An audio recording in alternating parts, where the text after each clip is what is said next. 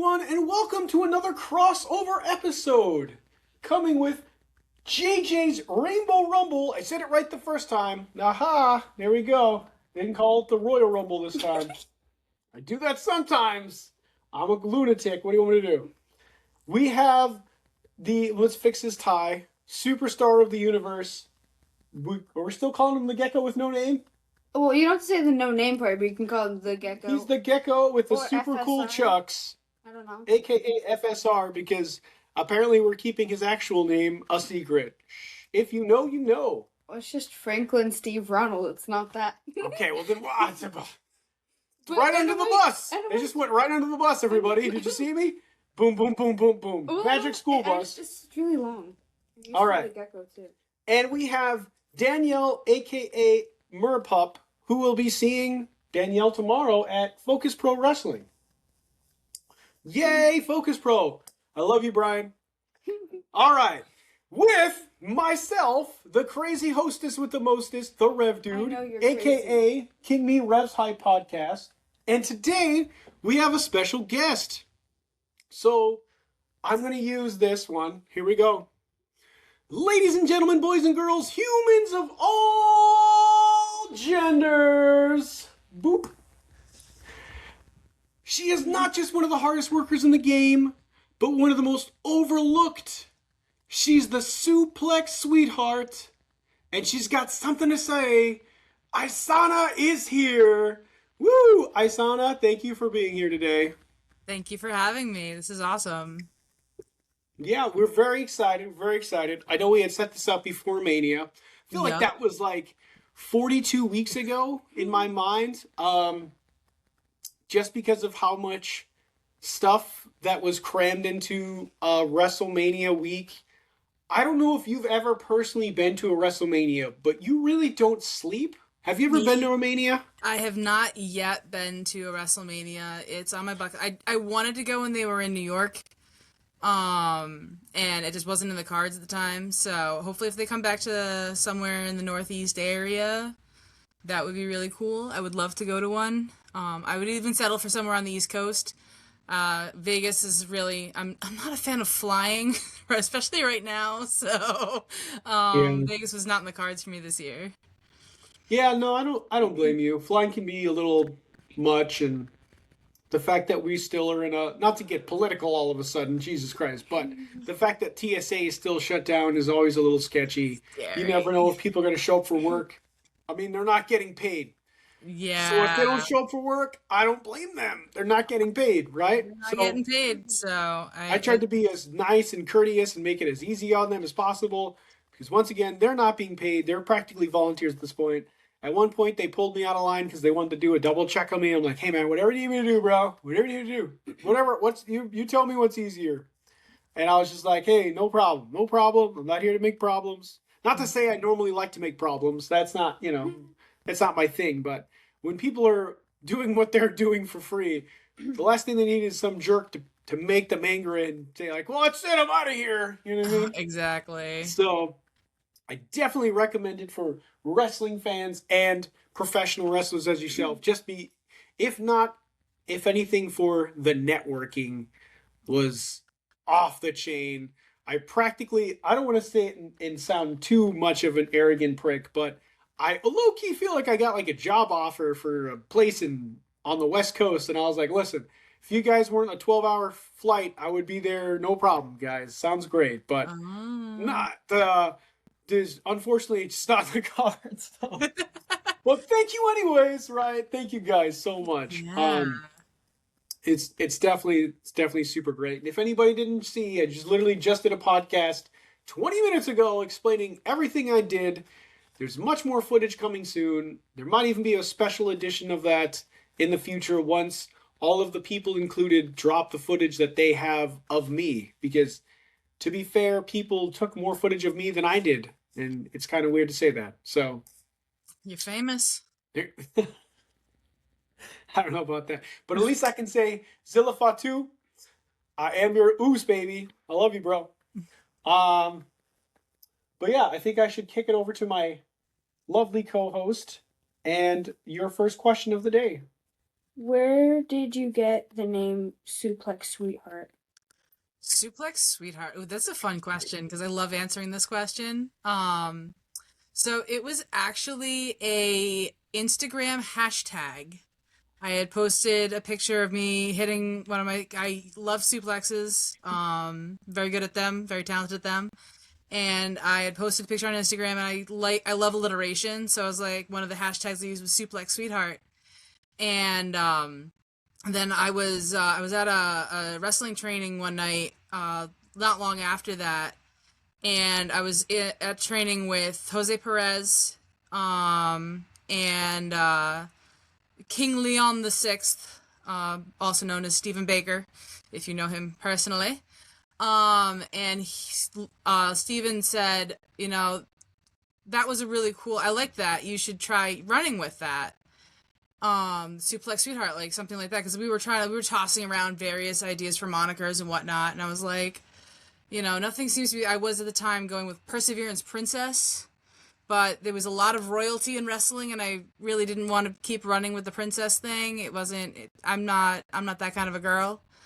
But Suplex Sweetheart, I was like, yeah, I can probably make that work. Like I hit suplexes, and I have been known to be a sweetheart.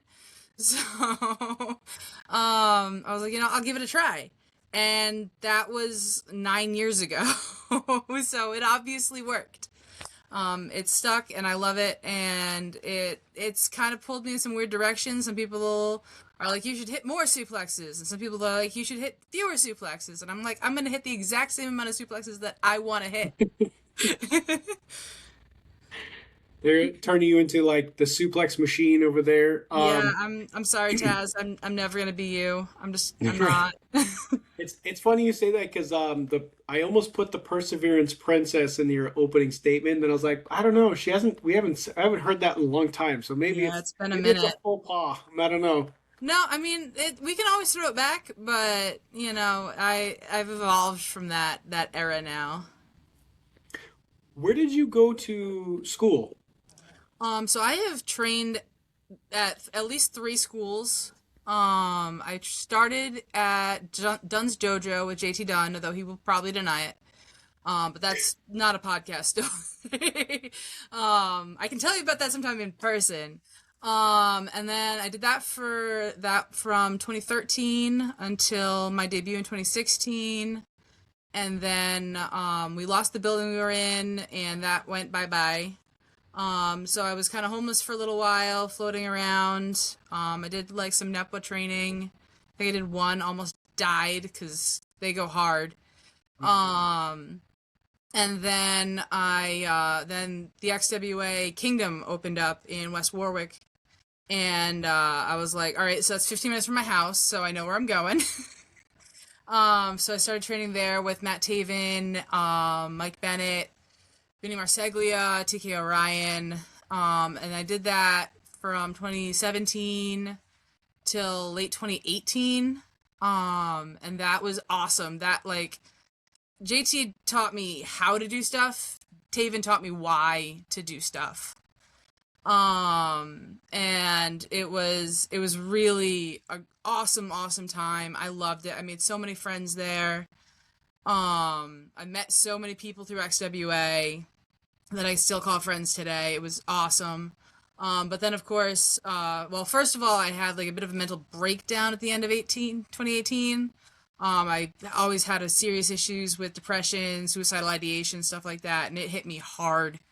Part of it was just wrestling was really like getting tough, and part of it was just my personal life in general. So, I bowed out for a while, went to get my head right, which I can happily say I did. And then by the time it was time for me, I went back for a little bit, and then life came at me fast again. And by the time I was ready to go back, the school had closed because of COVID. So that was a big bummer. And now I am currently training at the Lockup in Fall River with Eli Markopoulos, Bob Evans, and occasionally Jason Blade, aka Alan. And that is a fantastic school. I mean, that was where Taven came from. So, it's a fantastic school. Ilya is the primary trainer, and he's incredible. He's great. He's very good at, telling me when I mess stuff up, but not necessarily making me feel like I'm stupid for it. Just being like, nope, that was the shit. So I'll be like, yep, I know. And then I'll either like, here's how to fix it, or if he knows I know how to fix it and it was just a little mess up, then he'll just let me fix it on the next round. So it's great. Yeah, it's funny. It's funny you mentioned Bob just because the first time our last name is Evans, right? So the first time we saw Bob, we're like, "Hey, it's Uncle Bob over there! Look, it's Uncle Bob!" And she almost believed me, like, "Are you sure?" And I was like, "No, I'm just kidding." Because to be fair, I have like 8 brothers, so it's not a far fetched concept. If I'm like, "Yeah, it's your long lost Uncle Bob," you know what I mean? She's like, "I don't know. It's a complete work. I'm sorry." She was kind of like, if you honestly, if I were to say, "Yeah, that really is your Uncle Bob," she'd be like, "I knew it. Everyone's related to me.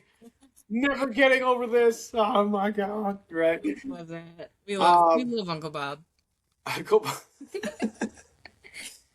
Oh man. But yeah, thanks for sharing that.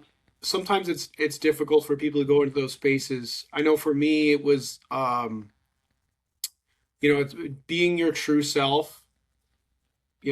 Honestly, being in Las Vegas, I almost felt like being my true self, I was rewarded, right? So whether it was talking to CVV or Maven or Simon or the What Culture guys or Zilla, just like being who I really am and just telling them my true feelings, like I was inherently rewarded for that, and it was like freeing, right, to be that way. So anytime someone else is being their truest self, I just like to give them applause for doing that because it's not always easy to like point out the different variables or tough times you've been through life, right? So, Yeah, no, real recognizes real. So agreed, agreed. Um, Back over to you, JJ. What got you into wrestling both as a fan and as a wrestler? um, so it was kind of the same thing.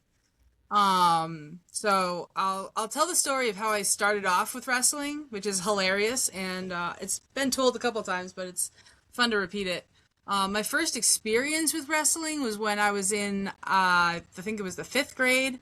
There was a boy in my class who was real cute, and he was a huge mark for Stone Cold Steve Austin. So I was like, you know what? Yeah, exactly. Like I respect it now. At the time, I had no idea what I was getting into. Um, so I'm like, you know what? I'm gonna try watching this wrestling thing, and then maybe we'll have something to talk about. It'll be great. And so I turn on the TV, and it doesn't come in very well, the channel, because we lived in a valley. We didn't have cable. We had analog TV. So like it's grainy, it's staticky. But I'm trying to watch this wrestling, and the first thing I see is Rikishi giving someone the stink face.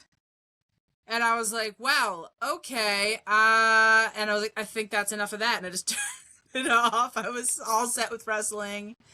And then, many, many, many years later, I was in my early 20s. I think it was like 21 or 22.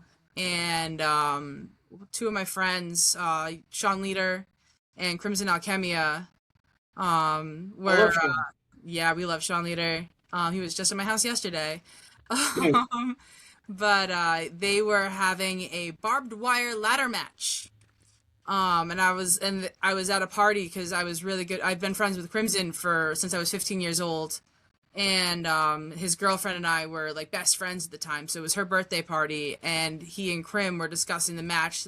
He and Sean rather were discussing the match they were gonna have the next day, and I was like, all right, I gotta see this. I need to see this wild insanity that is gonna happen. So I walked into the Force, which was in North Providence. It was the building that RWA owned, and I watched my first independent professional wrestling, and I instantly fell in love because it was just so much realer than the stuff on TV. Like the stuff on TV is very over the top, and I respect it now, but at the time, like seeing real people doing superhuman things was the coolest thing ever.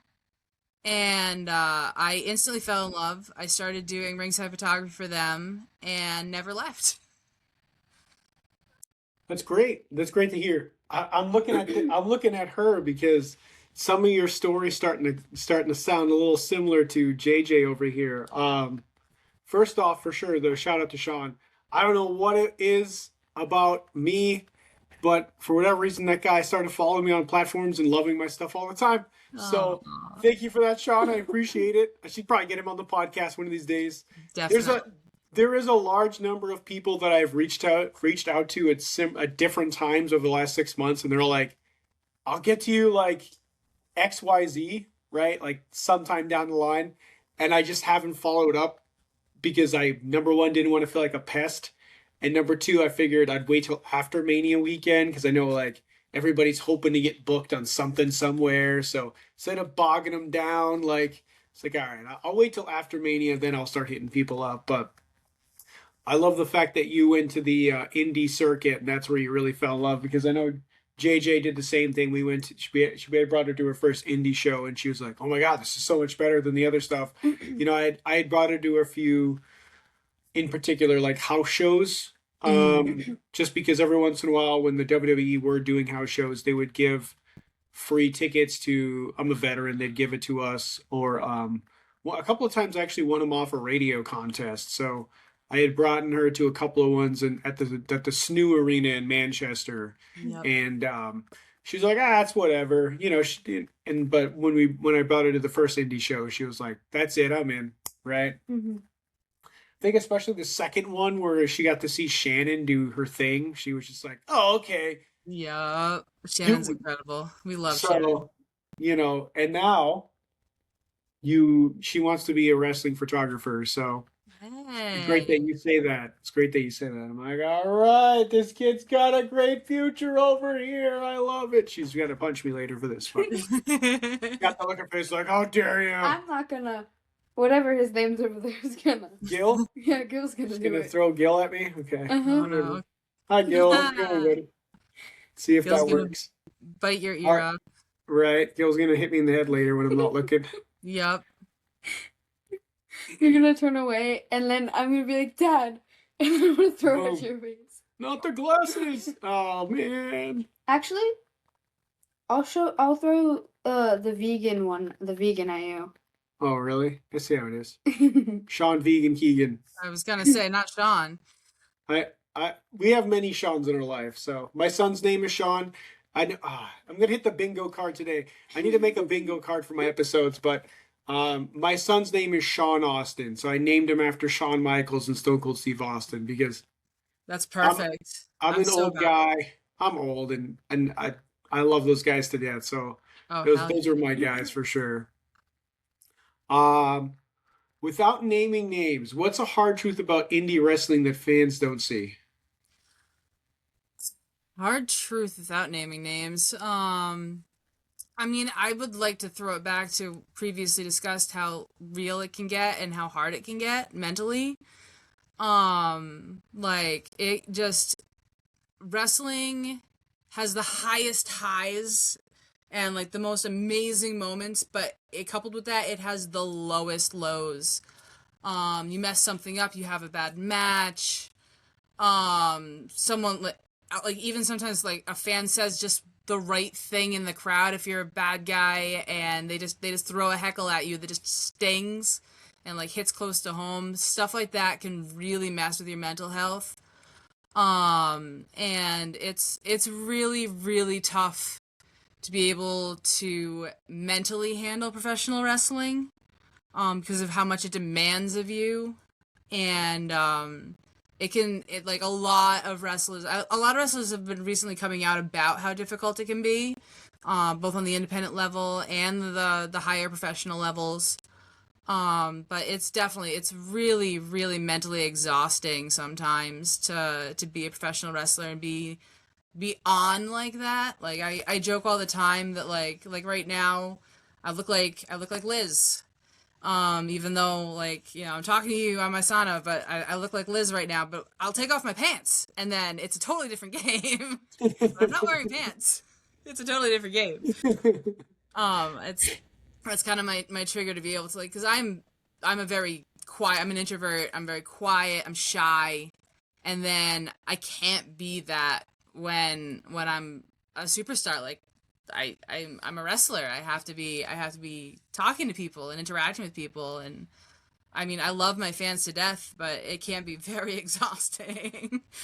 Oh, I bet. Yeah, I bet it can be something else. Let's take Gil off here because it's Before Maybe a he distraction. very distracting for me too. falls to his Um, doom. but yeah, I mean, I feel like we've seen you at so many places: NCW, Yup. Focus Pro, APW. Yeah. I'm now I'm drawing a blank.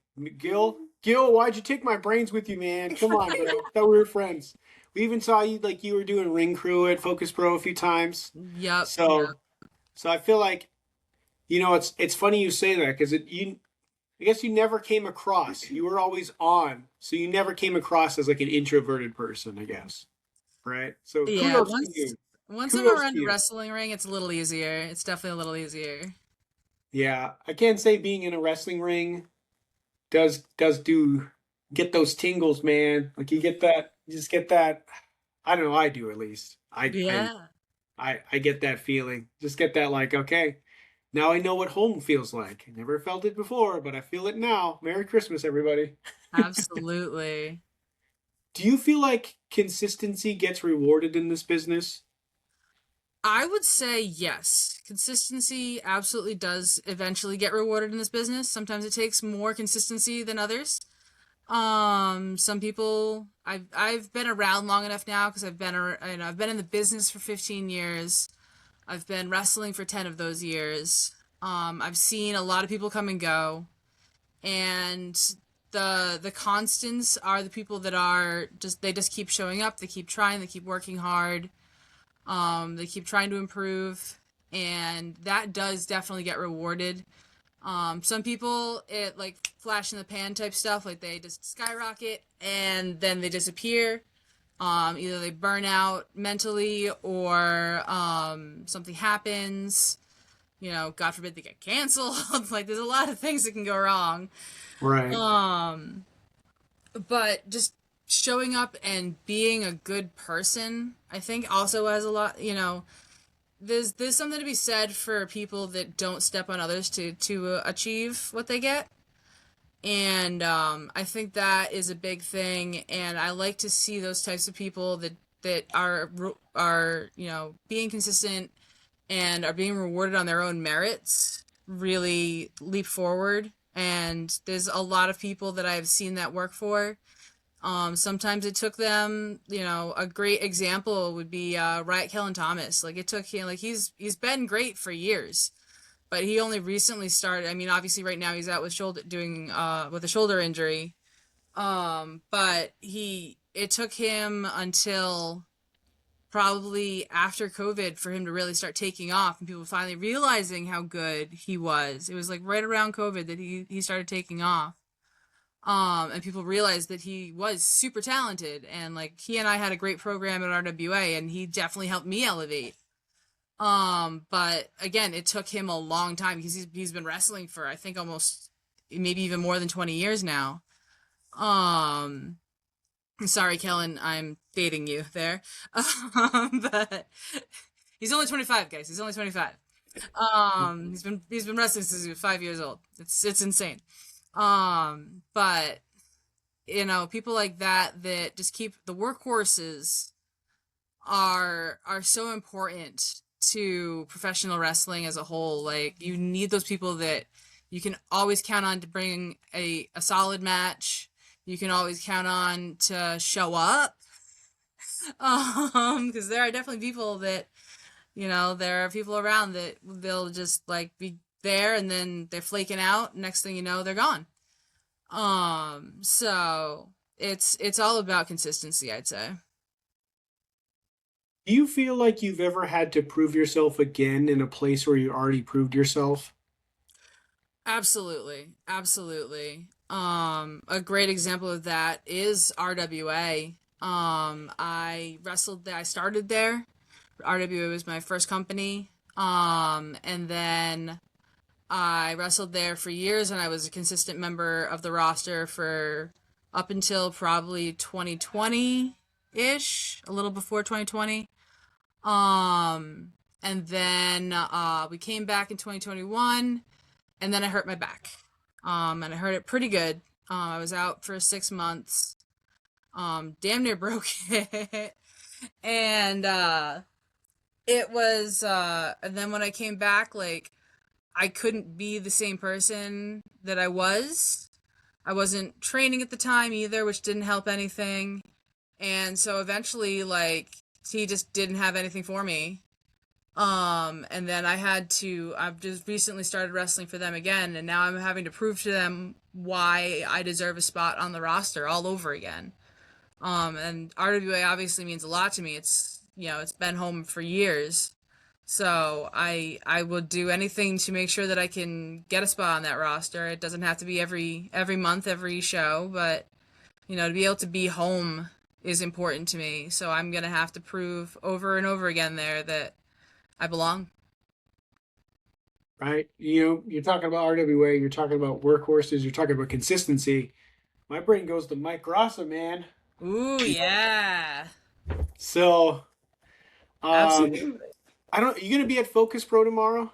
No, Wait. unfortunately I have Cabaret Wrestle down in Hartford tomorrow. Gotcha. Um, Because Mike Rossa and Katie Prescott are My actually parents? JJ's wrestling parents. So yes. she has two sets of wrestling parents. But you were naming things, so I gotta drop the Mike Rossa in there. Absolutely. Just because I Fun fact, I was actually there for Mike Ross's first ever match. wow, Yep. His first match was actually my first show. man, that must seem like another lifetime though, huh? Oh god, yeah. So long ago. You know what's funny is I'm not going to name the person's name, but I met a wrestler at a group of there was a large group of people on Sunday night at Ups and Downs for Simon Miller, and four of them were wrestlers. One was a promoter, one was like color commentary and other stuff. And I was in line to take a picture with the guys, and I met a one wrestler and the promoter, and the promoter was kind of just like doing what promoters do. He was just promoting, right? He was just like, "Oh, I'm at a table. I'm with this person, this person, this person, this person." He's like, "Do you want to go say hi?" I'm like, "Absolutely, sounds great, yeah." So after we were done with our pictures, I went over and said hi. And it was funny, small world after all. This person had told me that when they were a kid, their favorite wrestler of all time was Mike Rossa.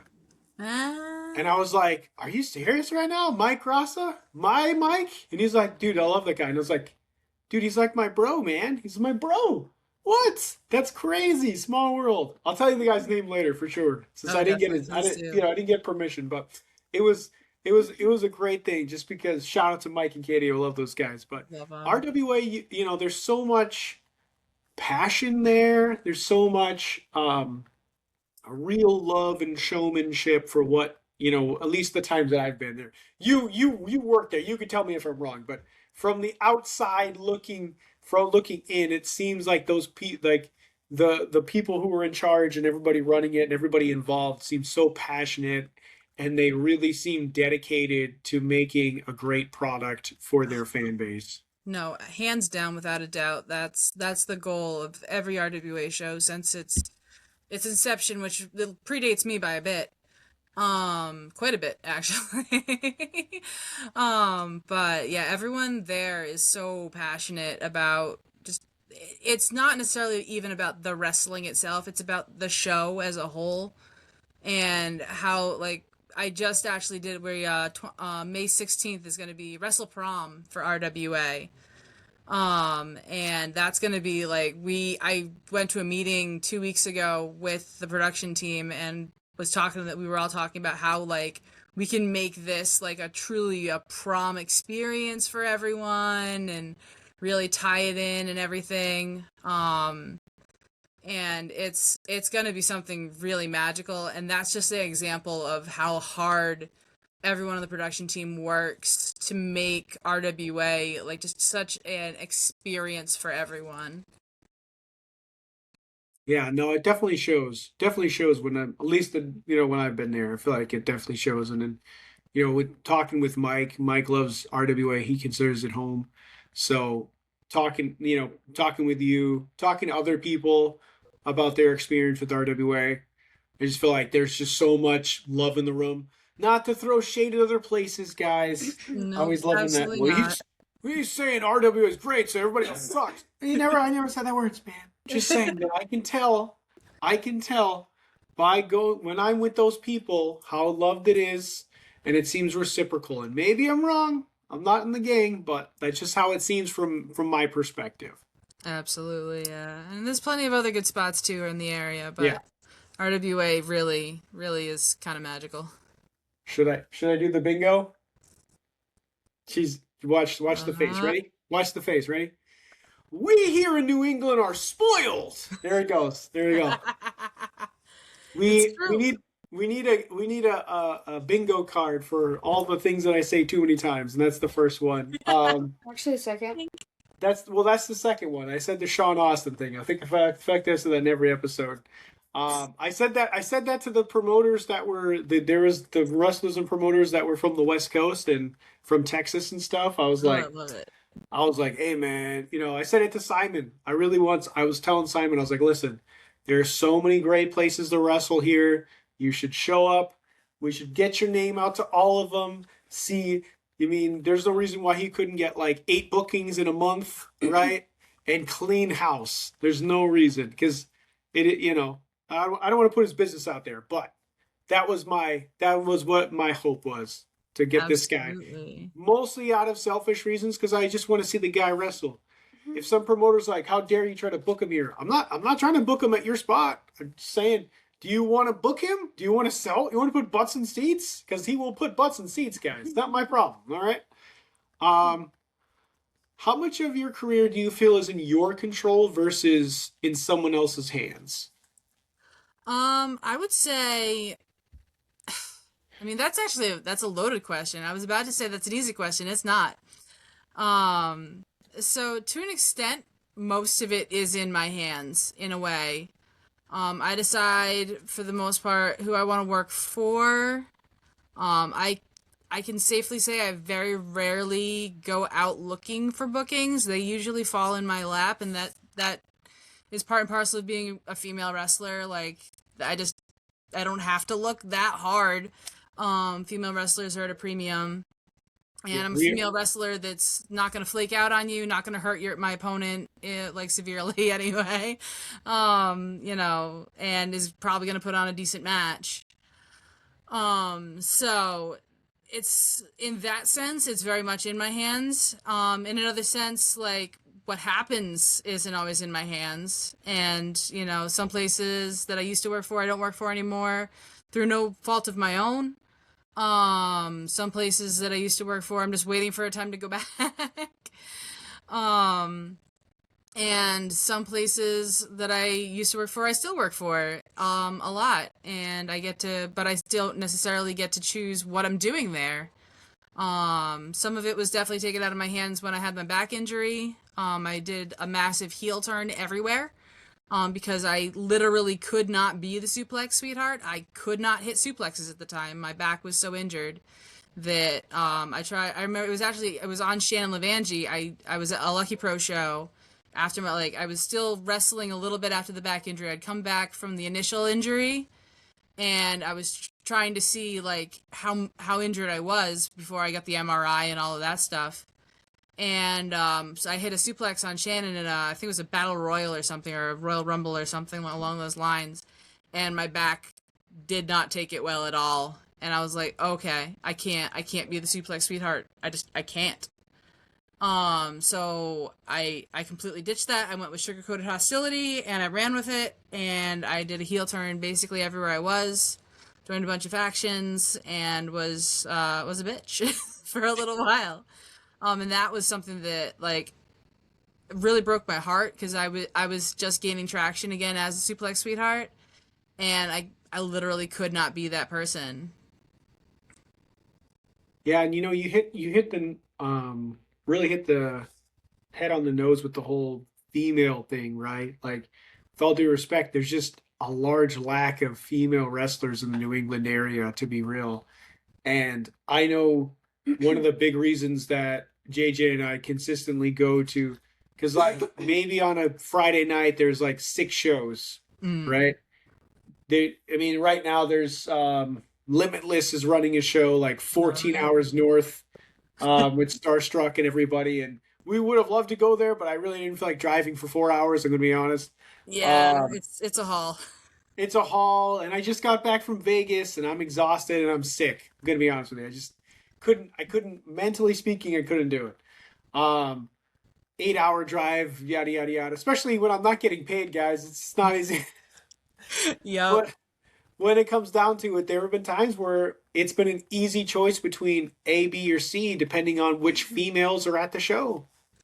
They get, there was a time where we didn't go to Focus Pro. We went to Supernova because Shannon Levangie was going to be there, Yep. right?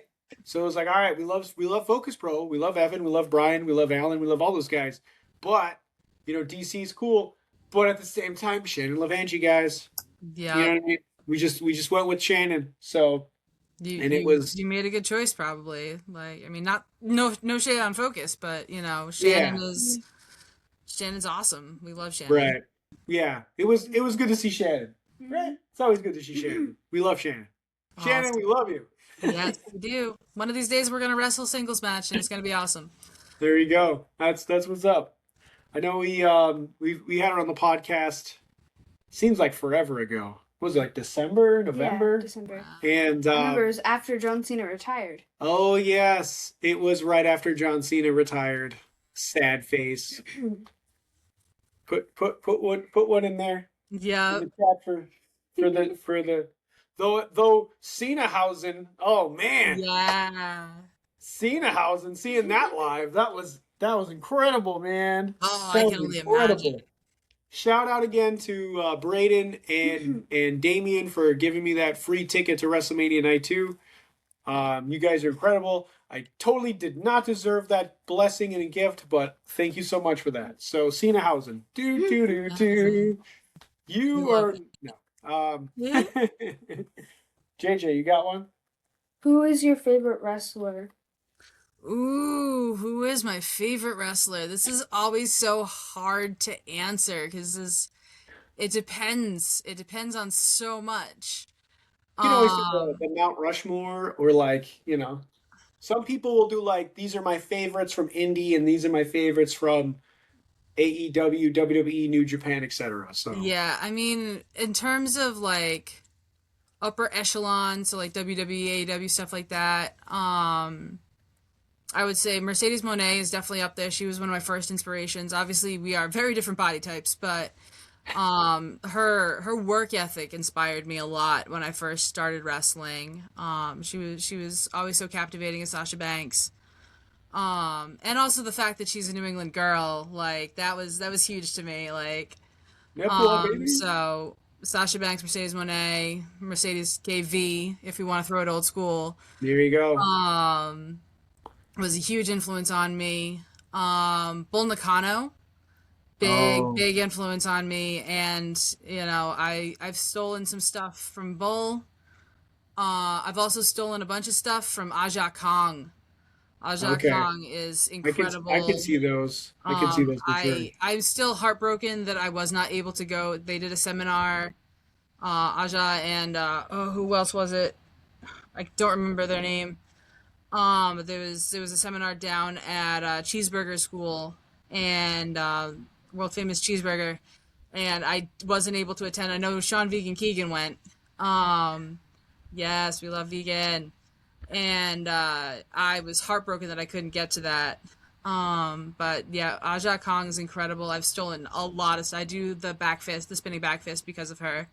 That makes sense. Um, and I am terrified to do a top rope leg drop though. So Bull, I'm sorry. I'm still working on the angel the Angelito, but that's a little complicated.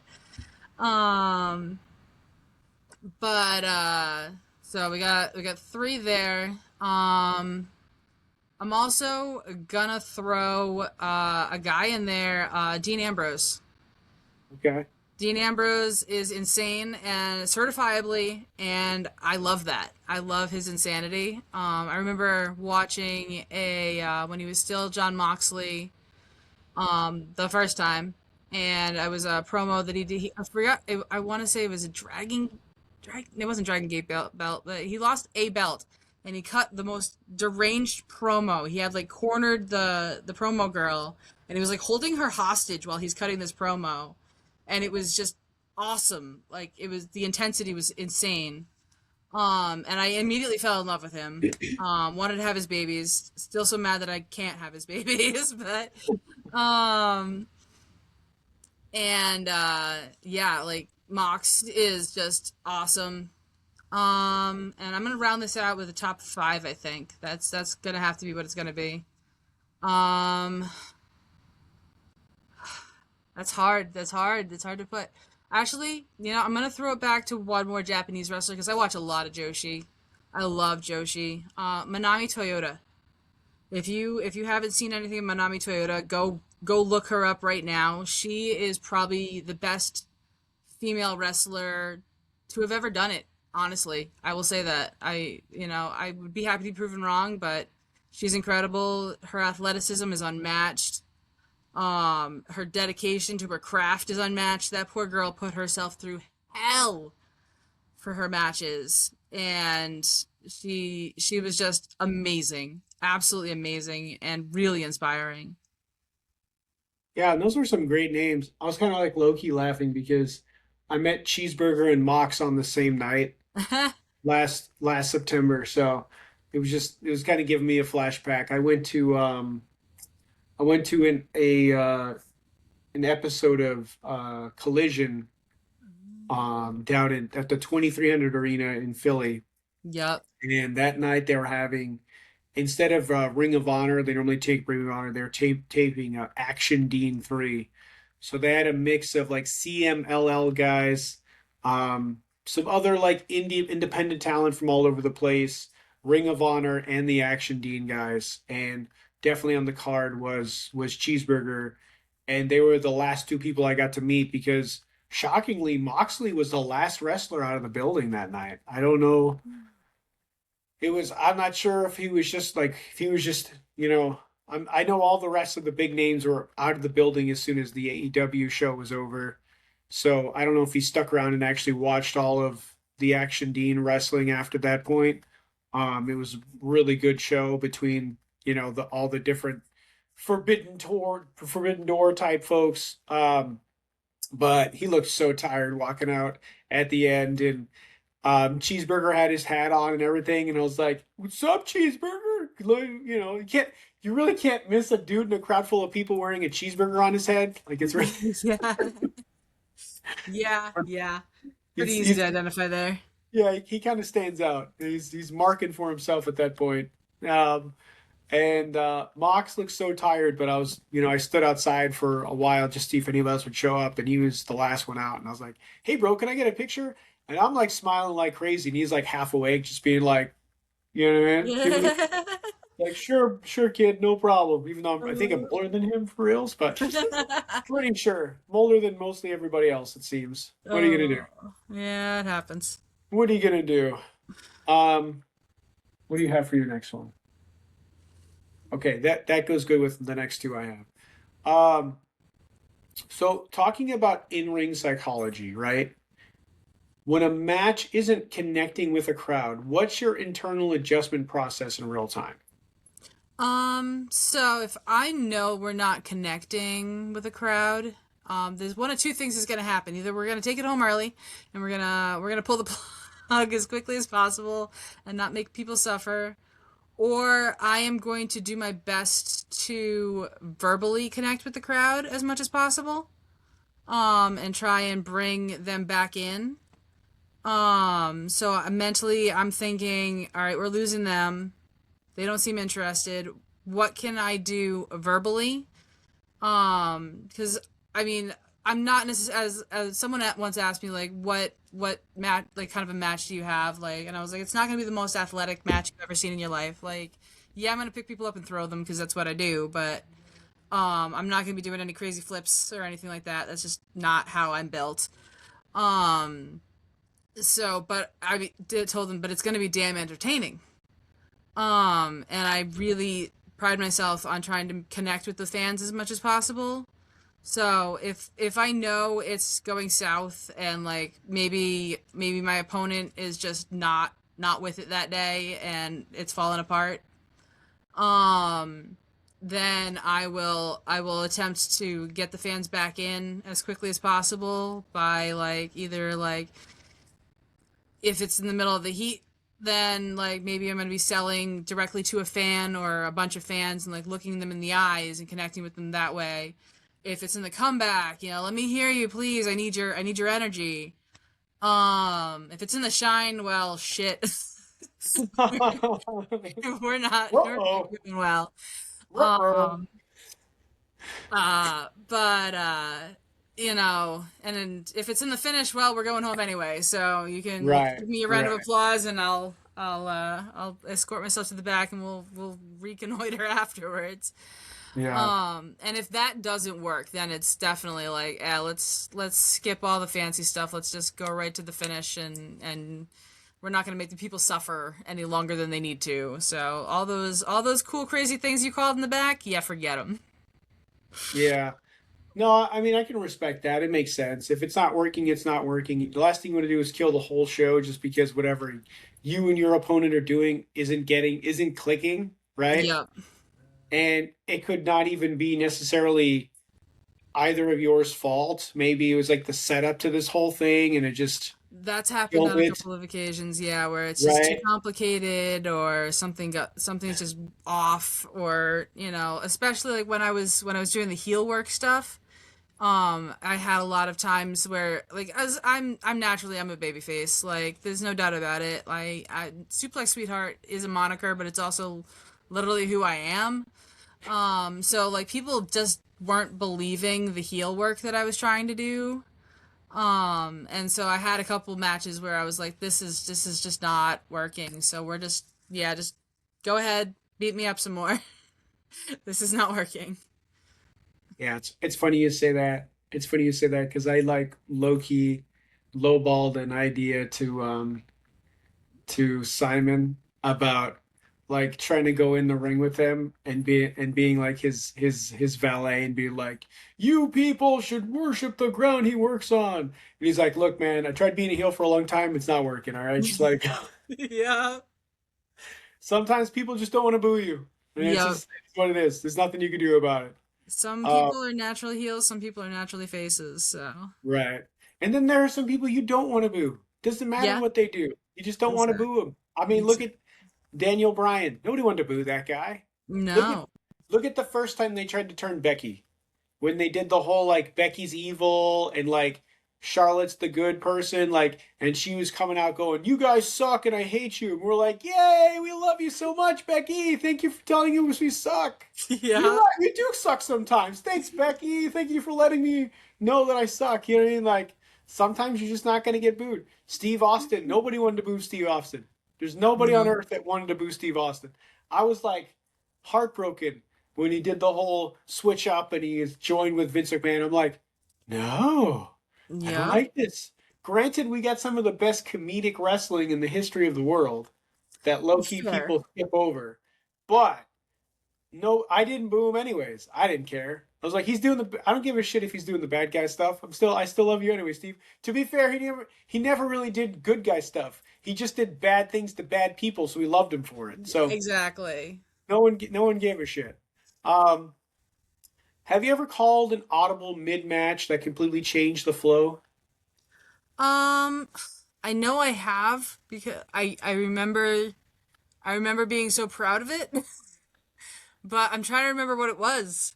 Um, Valid, I I get hit in the head a lot, so valid. um, No, I get it. but there's definitely been times where I've had to be like, oh, honestly, there was one very early. I was wrestling for MAW.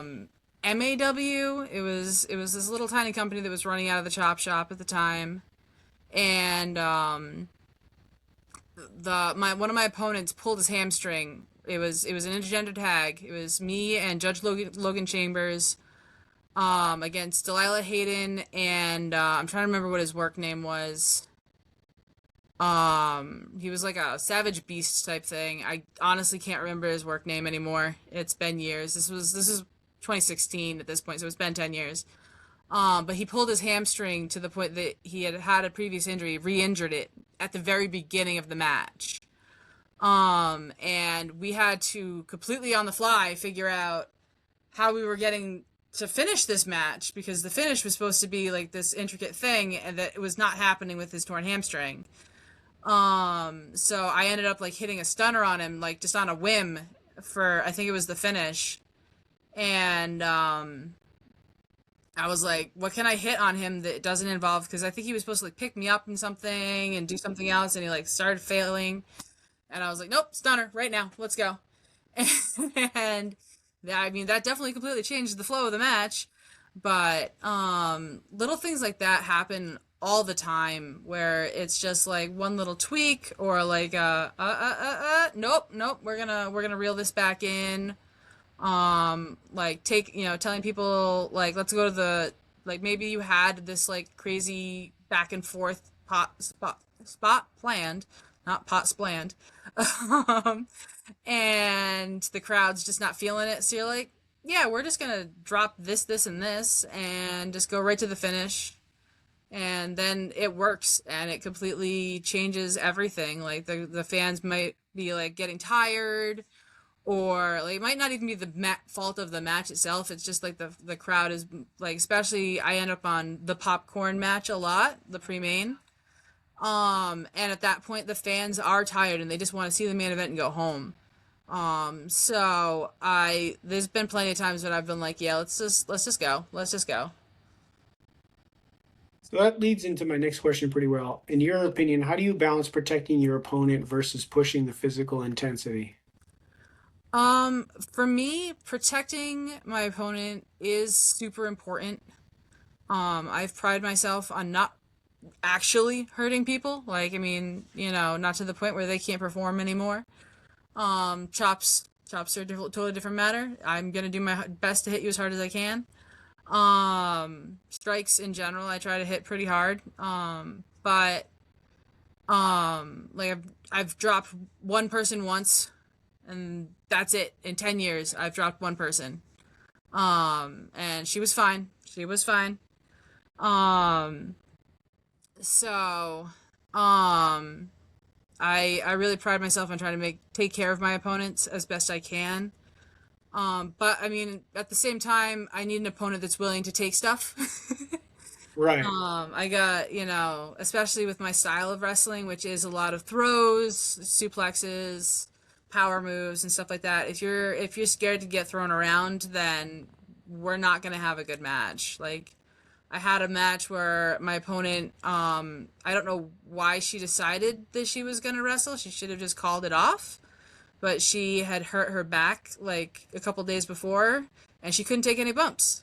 So we had to call a match without me doing a single suplex, a single body slam, nothing, that ended up with her landing on her back.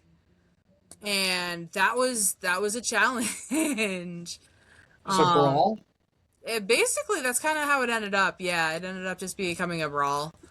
Um, I was able to hit like some stuff like stunner like moves and stuff like that, things that she could sell to like her ass, but no back bumps. So face bumps were fine, but yeah, so it was complicated, and it was not one of my best matches. I won't lie. Like, I mean, I've had worse, but it was certainly not going in my top 10. Yeah.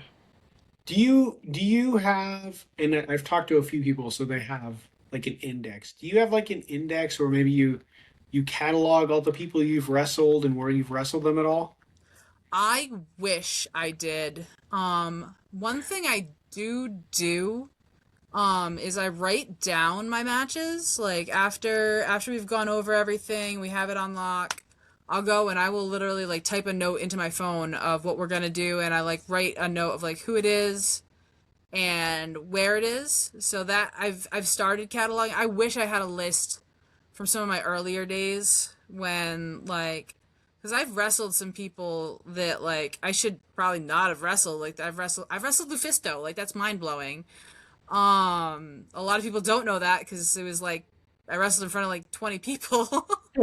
but, um, but I've wrestled like Lufisto. I've wrestled Angel Orsini. I've wrestled Masha Slamovich. Like I've wrestled some really good people. And I wish that I wrote all my matches down. I wish I kept track of how many matches I've had in a year. Like I wish I was more organized. Yeah, no, I've just talked to some people and they do like an Excel spreadsheet. What Yeah, the yeah. wrestlers are like, like my personal goat. Here's another bingo card. Rich Palladino. I love you, Rich. Sweet Low My Sexy Rich. He is my personal goat. He's definitely on the do I say it every single time bingo card. I'm pretty sure he's told me. Hopefully, I'm not blowing up the spot by saying this, but he has an Excel spreadsheet for everybody he's ever announced and for his tuxedo because he doesn't want to wear like the same colors within the same certain time frame. I think he has like 35 or 40 different colors for his tuxedo, right?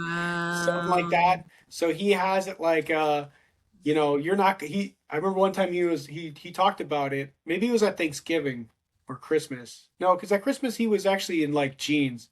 So it might have been at Thanksgiving then. But he was like, yeah. I'm gonna wear this color. You're not gonna see it again for like 9 months. I have a system. So like Wow. he was giving me advice, because I want to do the whole announcing thing, and he was just kind of giving me advice, like, yeah, pay attention, keep an eye on it, blah blah blah. And I'm like, okay, I love that. sounds like a genius plan to me. And if anybody's gonna give you advice, you should probably listen to it's Rich Palladino. Yup. Absolutely. Um, and just a shout out to Rich one more time. I know when I was in Las Vegas going around on the con, anytime I talked about stuff, I made sure to be like, oh yeah, and the goat Rich Palladino's there. And like there were plenty of people like, oh yeah, Palladino's great. Like Justin Roberts. I'm wearing his thing right here, the Dapper Yapper, right? I was Yep. talking about me and Justin Roberts were BS, and I was like, yeah. I listen to anything Rich Palladino says, and he's like, good idea. Sounds like a great plan. You know what I mean? Same thing with like Champa. When I was talking to Champa, I was like, yeah. I love Palladino, and he's like, yeah, Palladino's Palladino. Like what? We Okay, love where's it. the goat? Where's the goat? He's not here, is he? Oh, I could have brought We have a goat named after Rich Palladino. It's called Richie. I So love Richie that so much. Palladino. I love that guy. But no, I mean it makes sense that whole idea of like you not being able to do anything because of the injury. Like I guess kudos to them for trying anyways. I I guess trying mean, to see a yeah, positive spin on it. They're like, yeah. you know what, I'm gonna show up At and least I get got to have a match that night. It wasn't amazing, right. but it wasn't terrible. You Um, didn't you didn't get your booking canceled, right? exactly. So for you, what's more important? Being respected by your peers or being over with the crowd and why? Um, I know the answer that I should be giving is being more over with the crowd, but honestly, I'd rather be more respected by my peers. I'm not gonna lie. I'm not gonna lie. Like, not to the point where I would rather pop the boys than pop the crowd. It's not like that, but in this industry, your reputation is everything.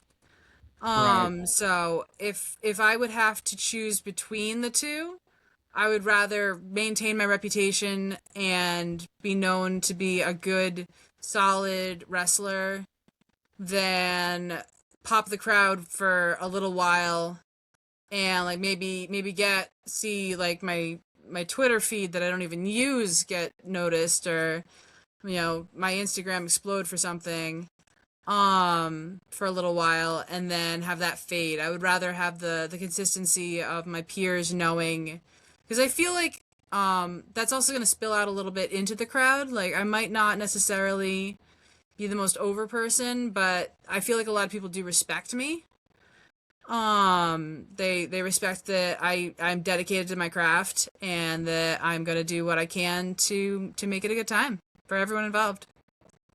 Yeah, no, it makes total sense. Like me personally, I think I have like 500 followers on anything, but the fact that like 350 of them are like either professional wrestlers or wrestling professionals, Like I would take that over like 5,000 randos who really don't care about me any day, right? Yeah, To have absolutely. people who are like, all right, I've when I was telling people that I was going to join Nepal, I had a couple of really nice, personal conversations with individuals that I never thought in a million years I would have had, to be quite frank. I didn't think people gave a shit. You know what I mean? Um, I have a very low bar on who I am, I guess, but the fact that they said all those nice things to me, I was just like, well, thank you. I was just that meant more to me than like 19 randos online liking my shit. Like Yep. that really doesn't that goes away. You know what I mean? You go viral for a minute and then that's fleeting in my opinion. I'd rather be timeless. Yeah, I So agree. I'd rather be that workhorse, just like there you Rasa. go. You got the next one, kid. All right. Any big plans for 2026? Any big plans for 2026? I don't think there's anything big on the horizon right now. Um, but I definitely am gonna try and keep my consistency up as much as possible. I'm trying to just keep working new places. I would love to get back down to New Jersey sometime this year, or maybe even if I'm lucky, one of my big goals is to get down to either Philly or Pittsburgh, or somewhere in Pennsylvania. Pennsylvania is the last state I need to check off the entire Northeast. So, because I've worked New Jersey, New York, all of New England now. New Hampshire was remarkably hard to nail down, but I managed to nail that down last year. So, so yeah, I really want to do some more traveling this year. And right now I'm kind of in this mode of wanting to give back as much as possible. Like I don't know, I'm not in any way necessarily wrapping up my career, but I think I've reached a point where I can give back as much as possible where I'm at.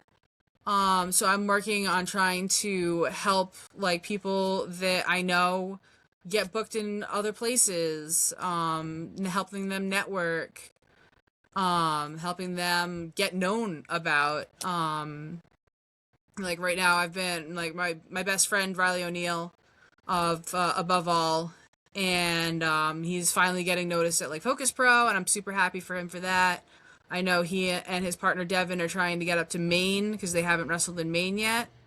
So I'm trying to make that happen for them. Stuff like that for all of my friends and acquaintances. And like if anyone hits me up and they're like, "Hey, Liz," or "Hey, Isana, can you help me with this?" I'm down to help people with whatever I can do. Yeah, no, it's wonderful. We've definitely seen Riley, I mean, at least retain the APW championships on a few occasions. Yeah. For whatever reason, I feel like the stars haven't very much aligned where it's like, let's say APW and Focus Pro are on the same night. So there's been a couple of times where there's been overlap Yeah. between certain things, or like maybe APW and I think Rebel Spirit was the same night one time. So Yep. This weekend too. I this think. weekend, Yeah. I don't know. Is it? Yeah. I don't I think know. APW is running. Or No, Focus Pro is running, and I think Rebel Spirit is. yeah, that's Yeah. what she meant. That's what she Oh, meant. okay. Rebel Spirit and APW was Focus last Pro. weekend, I think. Yeah, yeah. I was out of town, so she missed that one. She did Uh, get to go to Chaotic at least, Yeah. so that's good. okay. APW was last week.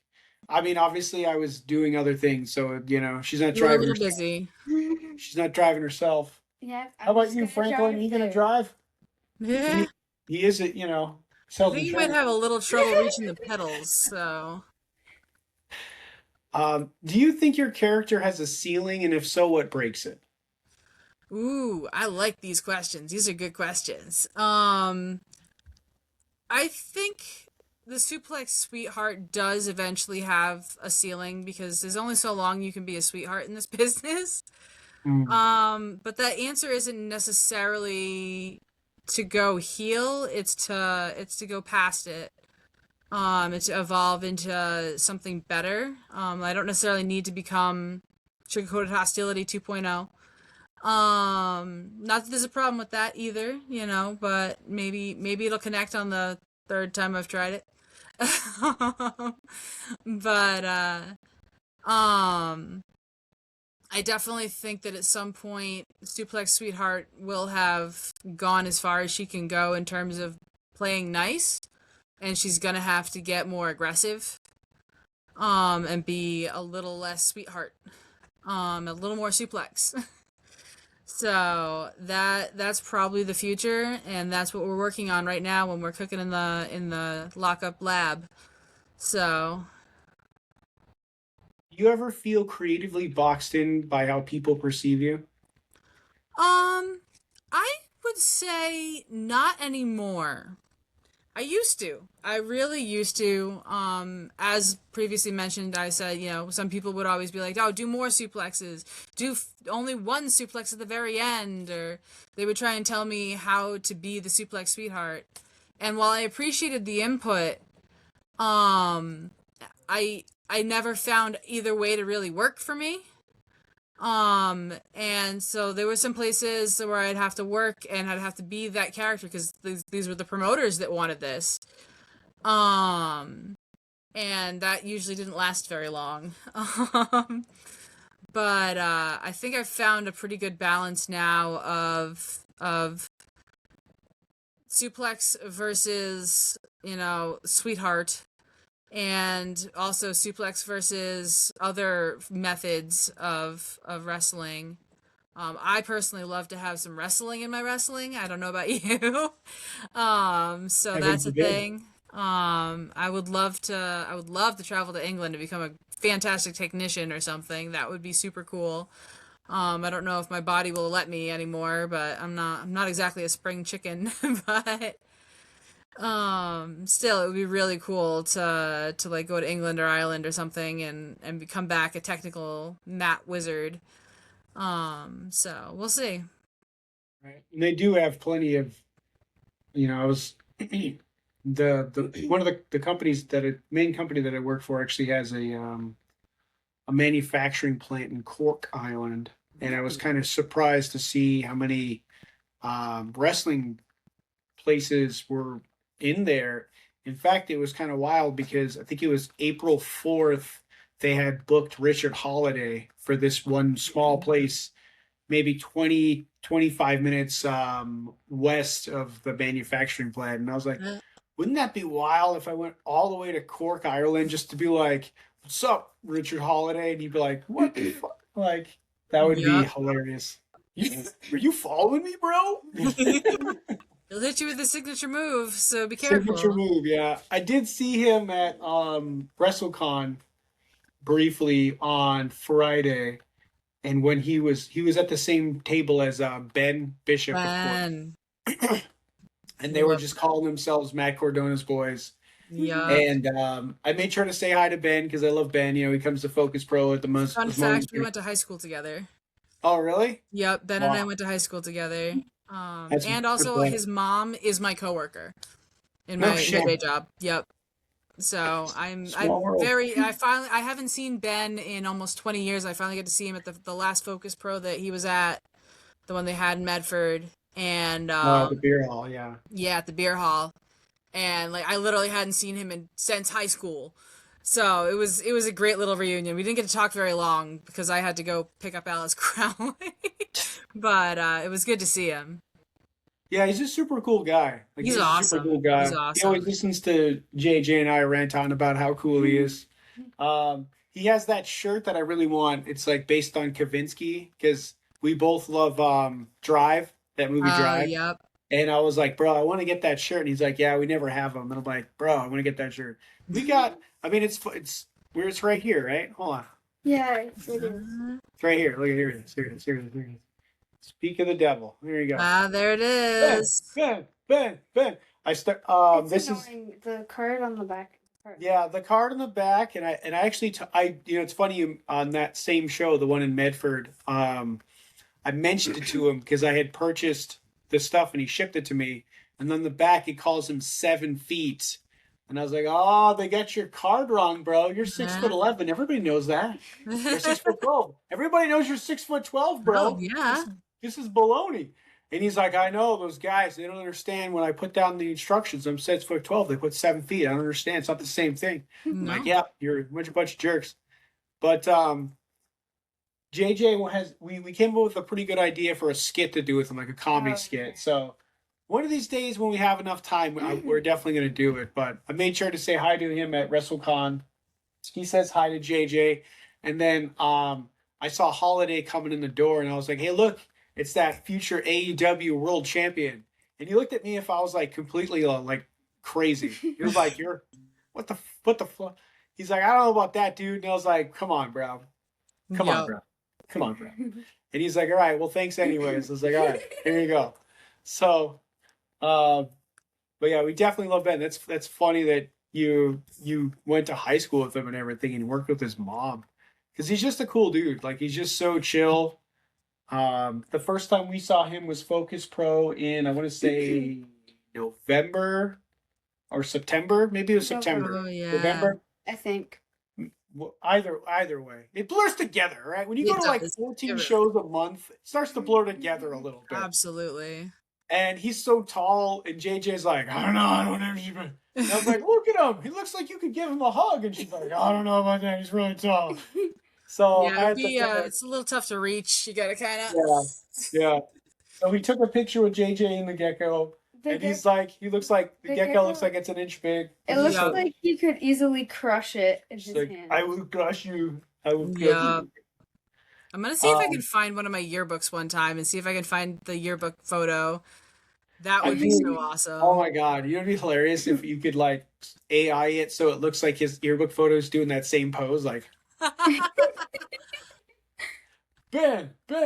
I started the Ben chant too at WrestleCon because he was. I went to go. I walked around the room. You know, if you ever go to WrestleCon, like that's what I always suggest people before, unless you are definitely there for one distinct person, you're dying to meet them, and you know you have to get in line. Like let's say the Hardy Boys, right? Hardy Boys, no matter where you go, their line's like 700 people deep. Oh, Right. yeah. So if you're gonna meet Hardy Boys, Tony Storm, I think Kevin Nash's line was super long. The second day I was there, Ric Flair's line was out the door, right? Yeah. So if you're doing one of those, makes sense. Go straight to do, get it done. Otherwise, walk the entire room and see who's where, and then choose. So I walked the room, and Ben was actually at the same table as Cha Cha Charlie, but nobody was there. So then when I finally walked around the corner, there was Ben, and I was just like, Ben, Ben, Ben, Ben, Ben, and he's just chanting with me. There's a bunch of marks going like, why are we chanting Ben right now? Like, I don't understand. I'm like, that's because I'm a Ben fan. I don't care if you like it. We're going to chant Ben now, everybody. Let's go. Ben, Ben, Ben, Ben. And he's like, and then he was like, say hi to JJ for me. I'm like, love you, bro. He's like, cool. Yeah. That's his little The gimmick. best. JJ, you got the next one. Here, you hold this. Okay. Who are your dream opponents, either indie... I can't... Living, dead, or all time. Okay. Ooh. You could pick someone that's like an indie person that's right now, someone who's passed away. You know, a lot. I mean, Mike and Dylan said the Undertaker. You know, what I mean? Not that No. he's dead, but he's the dead man. I know. Yeah. Oh man. I mean, the Undertaker would be really cool, but I'd die instantly.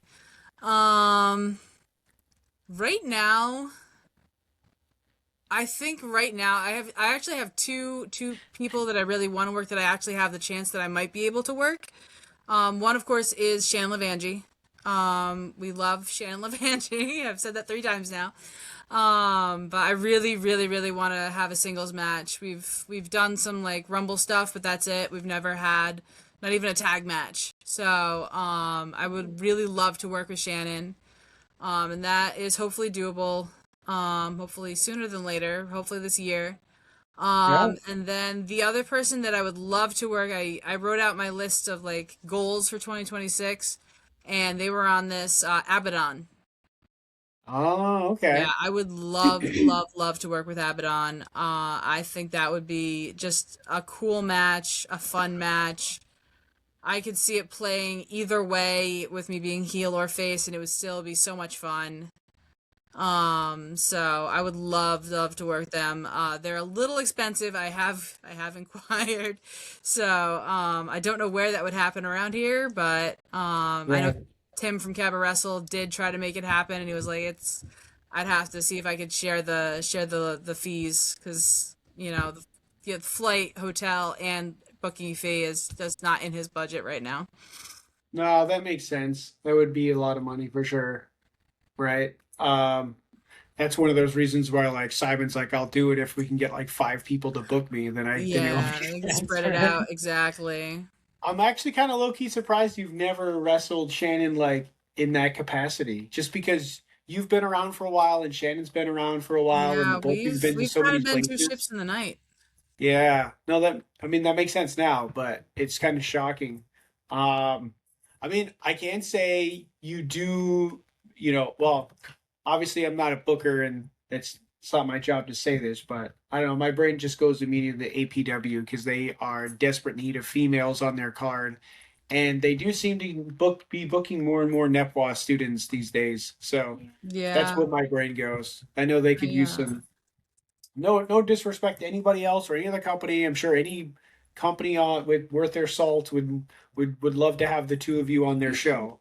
My brain just thought of APW because you know, mostly just because I feel like because Liv relinquished her title, so now there's got to be you got yeah. to They're fill doing that that gap. tournament now.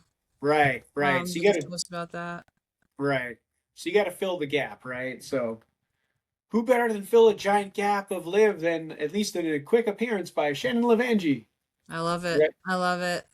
Same thing with like Limitless, right? Gabby came out and said that there's going to be a tournament for a new Wrestling Open Women's Championship. Limitless. Jesus Christ! I keep thinking of Limitless because my brain keeps wondering what they're doing at Limitless right now. At the Open, Jesus Christ! At the Wrestling Open, my apologies. All right, they're going to have the Wrestling Open. I didn't say the limit. The blah, blah, blah, blah. So my brain just keeps thinking, I wonder what AG's doing right now. Yeah. Stop thinking about your coach. I love AG as my coach. He's great. He is great. He's great. I got to say that a few times on camera. Yeah. I was actually thinking of that earlier because you said how you had one coach that was like taught you how to do it, one coach that taught you why, right? Yep. I think of that as Dijak for me at least. That's Dijak and AG. Because like Yeah. Dijak's like do it and do it now and do Yep. it good. And I'm like, I don't want to disappoint this man. And then AG's in the, bring me off to the side for the smaller stuff, and he'd be like, "Well, we do it like this, so it looks like that." And I'm like, "Oh, Yeah. No, that makes AG is sense." so good at explaining the whys of wrestling. He's Hey, insanely good. he's a doctor now, He is. I saw that. Doctor AG, baby. Dr. AG. Oh man, that's so cool. I can't wait to see him on Wednesday. Yeah, I bet. Um, so for you, what does success look like now compared to when you started? I mean, honestly, it really hasn't changed all that much. When I first started wrestling, very beginning when I was just wrestling for RWA, I was just doing it to beat up my friends for my other friends and just have fun.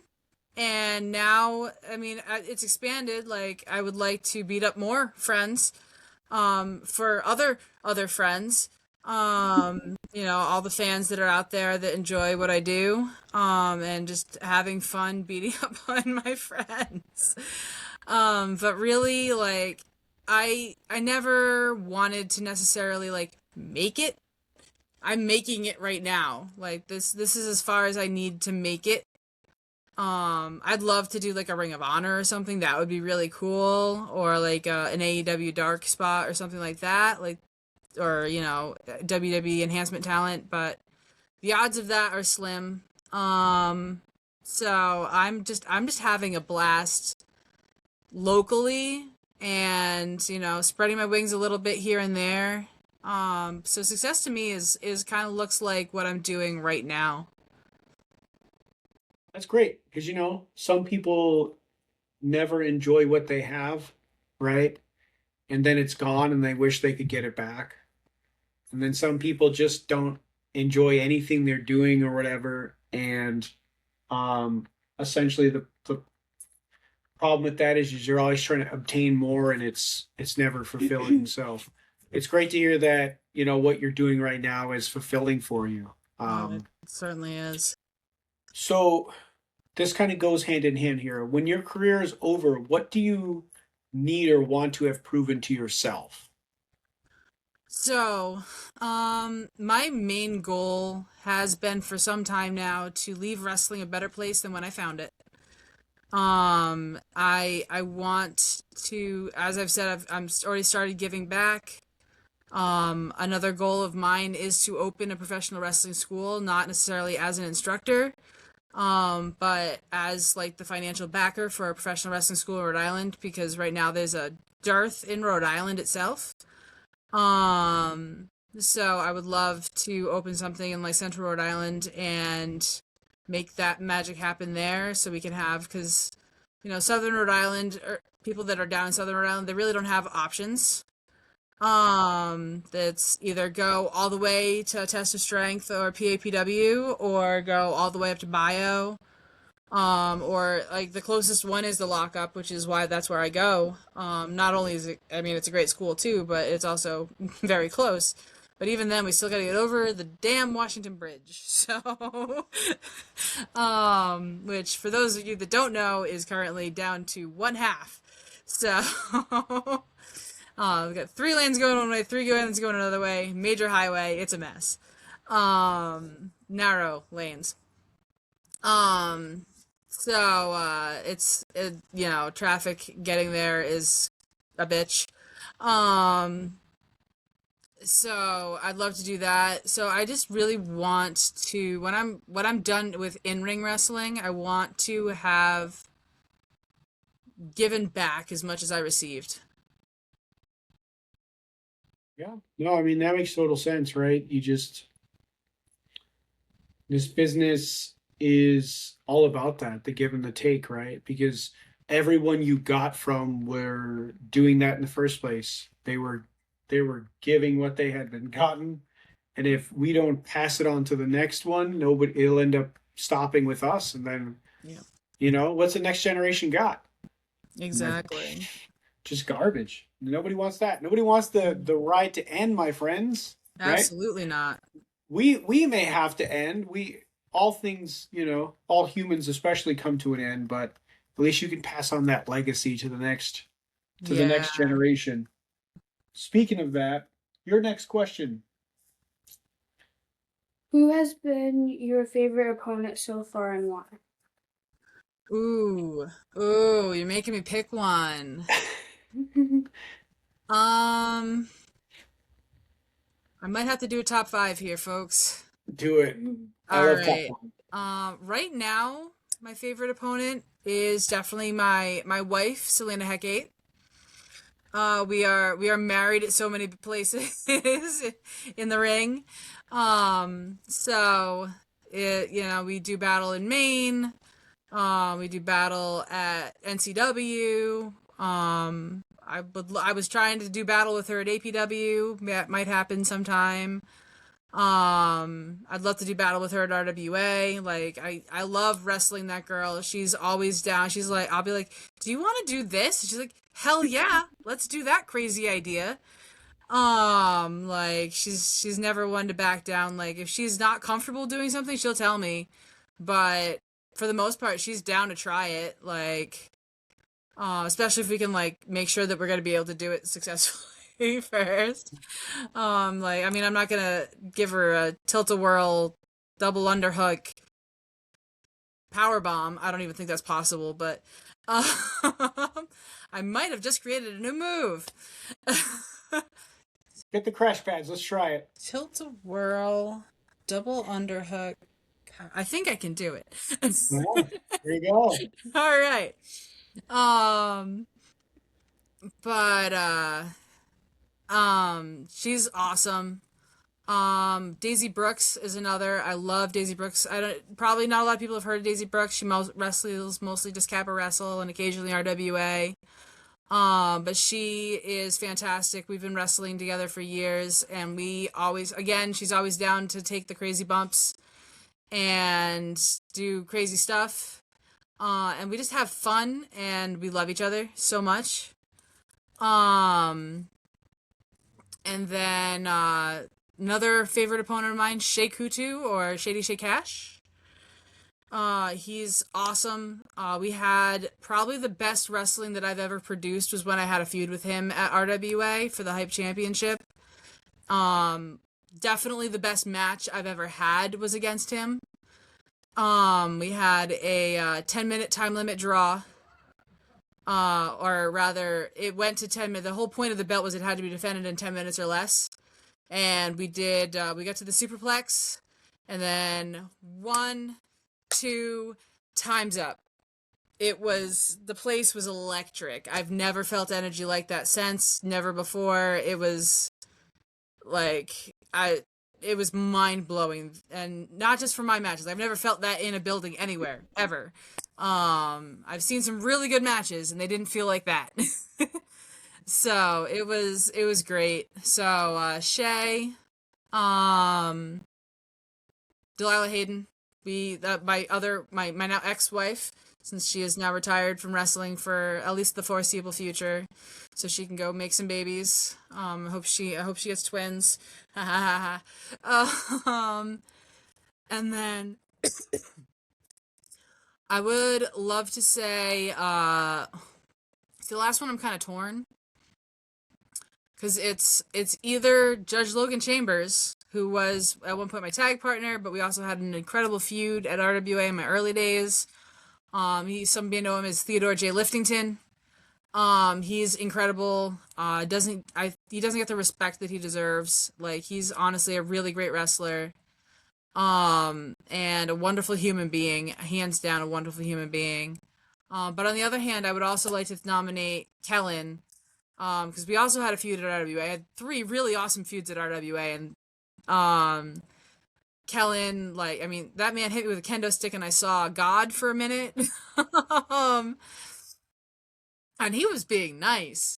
So, we had a great feud. We had actually kind of 2 feuds, but one he was the heel and one I was the heel. And he absolutely helped me level up every time we wrestled. And really made me understand a lot at a point in time when I was kind of lost. So I'm torn between the 2 of them. So I guess we're going with the top 6. There you go. There you go. You definitely, the first one you hit us for us. We were definitely Selena and Johnny fans for sure. I love them to death. Household is a Selena and Johnny. My Converse have her name on it, and it's signed by Johnny. I love that. Yeah, she does a thing where she's getting people to sign her Chucks. So I kind of want to take Gunner's name off. The Moody part of Gunner's already coming off. So maybe I just take it all off and then I just have him sign it. No, yeah, it makes sense. Go from you signed it to he signed it. That makes sense. Yeah. But yeah, and for anybody watching, Selena and Johnny are one of the ones that we're going to follow up with now that this week is over, and they're going to be both on the podcast together so it'll be the 4 of us having a conversation, which I'm very excited for because I love those guys. In fact, the last time we went to LPW, it was a love fest with those guys, which is when you got your stuff. And then we had the whole video with the chandelier, if anybody else loved that. Johnny picked up Ilya. Oh, no. And Ilya kicked the chandelier. I heard something about that. Yeah. So if you go on my feed, I made two different versions of that video. And I helped you. She did help me. I was gonna get there. Because they kicked the chandelier and they all started chanting chandelier, chandelier, chandelier. So Johnny was the wise man. He got up on the rope and he was like pointing at the chandelier as it's dangling there. You know what I mean? He gave the crowd what they wanted. A minute at the chandelier. Like it's a WrestleMania. Yeah, it's like he's pointing to WrestleMania. Like I'm going to WrestleMania, right? Oh, I love it. So Johnny was smart enough to play with the crowd, and I made two versions of. I don't want to spoil it. You guys should just go watch it. The chandelier video. I made a third one about Wrecking Ball. Once again, these are all just jokes, guys. I'm not trying to talk trash to Johnny or to Lucky Pro or to Wrecking Ball. It's just having a little fun. And if I offended you, that was not my intention. I apologize in advance. Otherwise, the people I know, they probably laughed just as hard as we did, to be fair. So when we were making them, I was dying. We probably watched it like 5 times. So Honestly, I I'll want to make sure watch to it send later. it to you. Yeah, I'll probably watch it later. I'll send it to you after this is done. I'll send it right to you. Please do, See yeah. where- Of course, right they- now all I have in my head is Wrecking Ball by Miley Cyrus and Chandelier by Sia, and they're both playing simultaneously in my brain There right you now. go. You're, So- you're getting warmer. Let's just say that. You're getting warmer. It's going to be great. Oh Um, boy. There you go. So, my last question. If everything in wrestling stopped tomorrow, what part of your identity would be the hardest to rebuild? Ooh, that's a great question. Wow. Okay. God, everything? I really I'm not gonna lie, so up until the beginning of 2025, I thought 2026 was gonna be my last year wrestling. I wanted to make it 10 years. I was gonna see out the NCW season and then I was gonna retire. And then I started training at the lockup and I caught a second wind and I was like, no, I can still keep doing this for a while longer. But I'm not gonna lie, when I was thinking about what I was gonna do after wrestling, I was really scared because I don't have a social life outside of wrestling. Like all my friends are wrestlers now, like or wrestling fans at the least. I would have to completely re-find a social life. Like I still talk to because back before wrestling, I was a bit of a club queen. I'm a little too old to go clubbing these days, but maybe I could find myself in a VIP booth, post up somewhere. But it definitely was. It's gonna be hard to, if wrestling disappeared tomorrow, I would be bereft, lost, distraught. Right. I really don't know what I would do because like my life revolves around wrestling. The job, my day job I picked so that I can make sure that I can wrestle. I can still work even if I get hurt wrestling. Like it's a 9 to Right. 5 so that I can go to shows afterwards. I can take time off whenever I want. And then my entire social life, my reason for working out at all is wrestling. That's like I would definitely probably be on my 600-pound life if it wasn't for wrestling because I would just be sitting in my room watching TV and probably eating chips. Would have no reason to really care about that sort of stuff, but I have to work out for wrestling because I gotta be strong. I gotta be strong, girl. So like my everything revolves around wrestling. I've basically at this point made my life wrestling, so it would be terrifying if it was to disappear. Yeah, I mean, to be fair, we're on the same page right there. Yeah. I don't know what we would do. Like, so we're gonna sit here and stare at the wall. This is gonna be a lot of fun. Yay. We feel like we've yeah. I mean, I know personally, and I talked about this because like my best friend went with me to Vegas. He's been my best friend since September of 1990 when we met in kindergarten. Mm. I consider him a brother. To be fair, I did marry his stepsister for like 9 years, and thanks to that, I do have a wonderful daughter. So Hey, you won.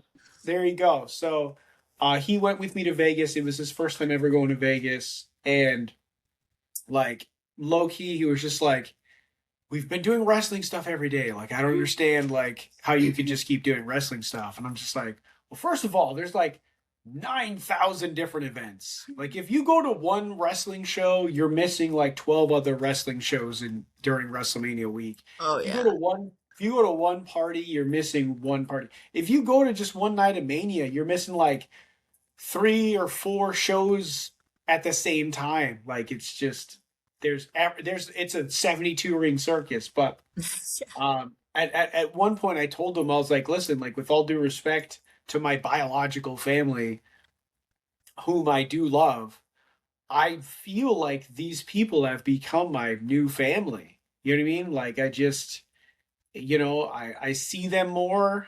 I feel like we celebrate things with them more than anything. Birthdays or whatever it is. She was at APW for her 13th birthday, right? Yeah. It was a rough day. Remind me. It was a rough day because of things, but everything's okay. Dylan's good. Yeah, I know. But what I'm saying is like tomorrow, Saturday night, I'm sure I probably could stop at my aunt's or uncle's house or whatever else, but we're gonna be at a bar, and I don't even drink alcohol. Exactly. So like, Mike and Katie have adopted her as She's wrestling on the parents. podcast. She was they were on the podcast. I don't know. I think we recorded it like 6 weeks ago, but it just dropped like 2 weeks ago or something like that. I can't. I'm terrible. I should probably remember these things. But Justin Roberts, sorry, you're gonna be. It came out on my best friend on one of my this is my his best right friend's here. birthday. Oh, I remember her birthday. I don't know either. I'm terrible with birthdays for the most part. I can tell you that TJ Crawford's episode did drop on TJ Crawford's birthday, but that was completely coincidental. That was not on purpose whatsoever. But Birthday to him. happy birthday to him, yeah. So, but yeah, it's just like, I don't know what I would do. I would have nothing to do. Just be like, all right, so boredom is here and we're just going to stare at this wall now. And Yep. Maybe I'd take up knitting. I don't know. yeah, I think I'm good at knitting. I tried I'll once. I'll have to finish some of those scripts I started writing so long ago. Maybe actually we put can up make that those book. movies that we wanted to make like a million years ago. Oh yeah. We had an idea for a stop motion animation like web series based upon our curmudgeoned idea between the Power Rangers And Voltron. and Voltron. We were gonna do a marriage crossover thing and basically say like, in that universe they were like cousins, right? Because it kind of makes sense, right? They both have like the giant ship, that Zords. Zords, yeah. Yeah. So it was going to be like, and we were going to use the limited resources because you can't get her particular favorite Power Rangers. There was 10 Rangers in that season, Yep. and as of right now you can't buy all 10. So the idea was we were going to pretend like the missing ones were like back home on Earth, like protecting Earth, while the rest went out into outer space and like fought alongside the Voltrons to free the universe from Skeletor. So We Which- tried everything. we did. We bought a lot of stuff, and the funny thing is, when we did this was like 2018, 2019. So what I'm saying is, this was before Netflix owned He-Man or Power Rangers. So now it's just like a Netflix thing, but back then it was. Yeah, I guess we could have done that one. So Yeah. it's okay. We gotta go see I Mike. forgot about Gotta that. go see Mike. Well, you Yeah. know what? I gotta give her And credit. my stepmom. And your stepmom, Danielle, the mermaid. Mm. The mermaid. The mermaid, yeah. So, because I kind of like brought up the concept, and then she was actually like 7 years old or 8 years old at the time, and she actually put a lot of really good thoughts into it. Like, this is what we should do, and this is I also what. thought of another movie we could make. Which one is that? Remember when I dressed up for Halloween? Which time? And did I had like this dragon on my shoulder, and like I made the outfit up. Oh. She made her own like cosplay essentially. Ah. It didn't look that great. Yeah, but it was your first cosplay. It's fine. I know, but Everyone It's starts somewhere. Anybody can go to the store and buy a costume. You may put things together, right? Mom didn't really like it. Well, that's mom's problem.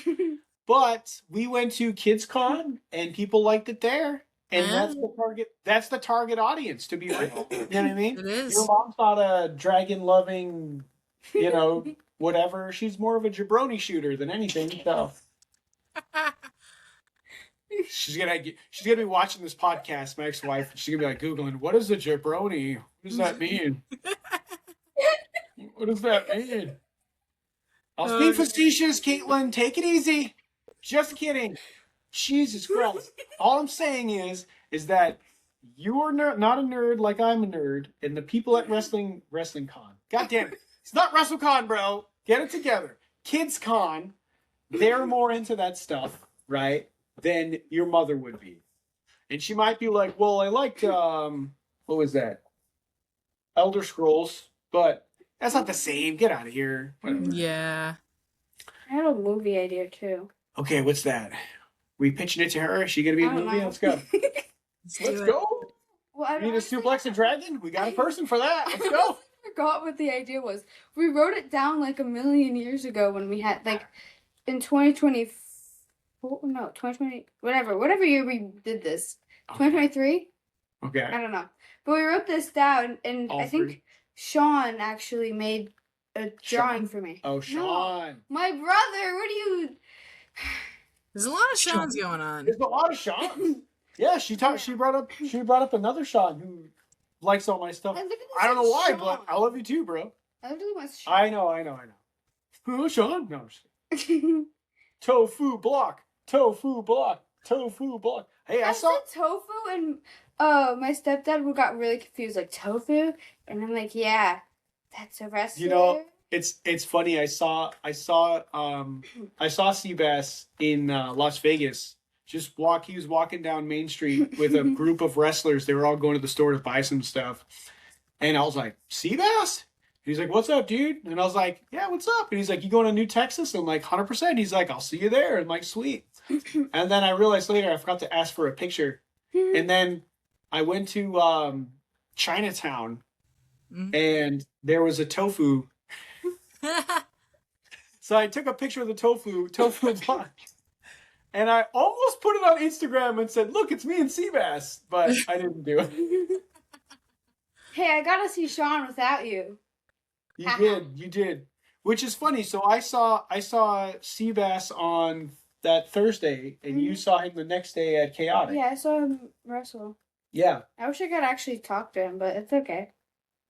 I know, that's why I said it's okay. I didn't pay attention. I was busy talking, spilling the tea. Spilling the tea, this one. The tea. All right.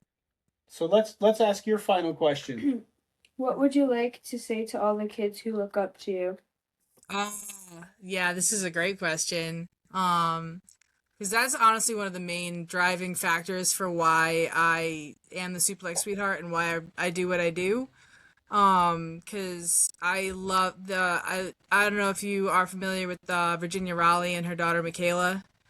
They're fans. They go to NCW fairly frequently, but I've watched Michaela grow up from like 4 years old to now like I think she's 11 now. God, I think, or getting close to that, which blows my mind.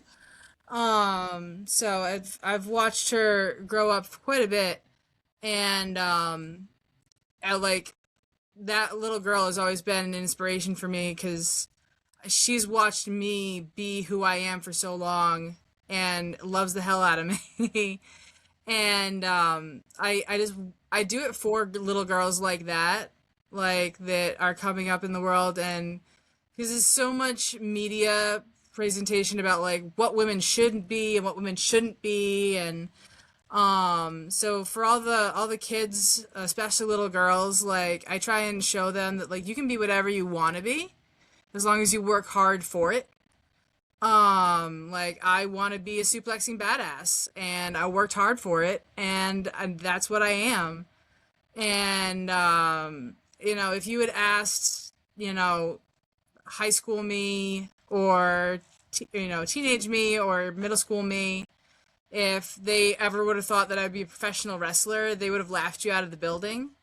But, you know, now that I'm in my 30s, like I get to be a badass every weekend, and it's the best thing in the world, and I get to share that with all the kids and show them like I can be whatever I want to be, and I just have to work hard for it.